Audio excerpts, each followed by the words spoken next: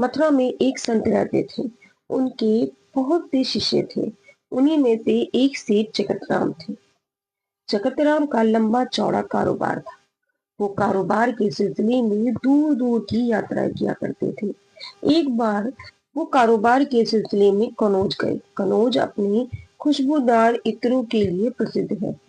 उन्होंने इत्र की एक महंगी शीशी संत को भेंट करने के लिए खरीदी। अब सेठ जगतराम कुछ दिनों बाद काम खत्म होने पर वापस मथुरा लौटे। अगले दिन वो संत की कुटिया पर उनसे मिलने गए। संत कुटिया में नहीं थे। पूछा तो जवाब मिला कि यमुना किनारे गए हैं स्नान ध्यान के लिए। जगतराम घाट की तरफ चल दिए। देखा कि संत घुटने भर पानी में खड़े यमुना नदी में कुछ देख रहे हैं और मुस्कुरा रहे हैं। तेज चाल से वे संत के नजदीक पहुंचे। प्रणाम करके बोले, आपके लिए कनौज से इत्र की शीशी लाया हूँ। संत ने कहा, लाओ दो। सेठ जगतराम ने इत्र की शीशी संत के हाथ में दे दी। संत ने तुरंत वो शीशी खोली और सारा इत्र यमुना में डाल दिया और मुस्कुराने लगे। जगतराम ये दृश्य देखकर उदास हो गए और सोचा, एक बार भी इत्र इस्तेमाल नहीं किया, सूंघा भी नहीं और पूरा इत्र यमुना में डाल दिया। वे कुछ ना बोले और उदास मन घर वापस लौट गए। कई दिनों बाद जब उनकी उदासी कुछ कम हुई तो वो संत की कुटिया में उनके दर्शन के लिए गए। संत कुटिया में अकेले आंखें मूंदे बैठे थे और भजन गुनगुना रहे थे। आंख हुई तो सेठ को द्वार पर देखा। प्रसन्न होकर उन्हें पास बुलाया और कहा, उस दिन तुम्हारा इत्र बड़ा काम आया। सेठ ने आश्चर्य से संत की तरफ देखा और पूछा, मैं कुछ समझा नहीं। संत ने कहा, उस दिन यमुना में राधा जी और श्री कृष्ण की होली हो रही थी।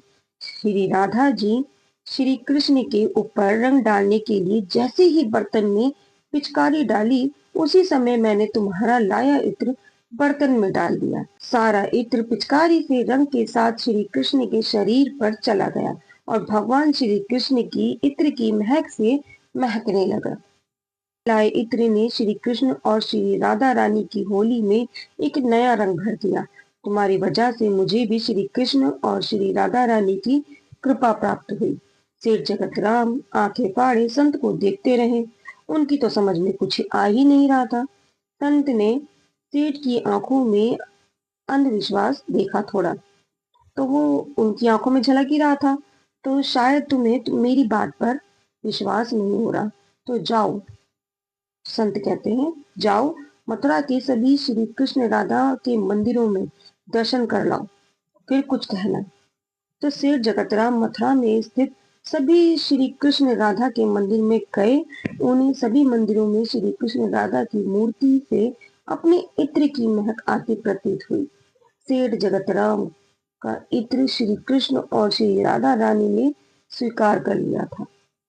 वे संत की कुटिया में वापस लौटे और संत के चरणों में गिर पड़े। सेठ की आंखों से आंसू की धार बह निकली और उसे उसे संत जी का अधिकार मालूम हुआ।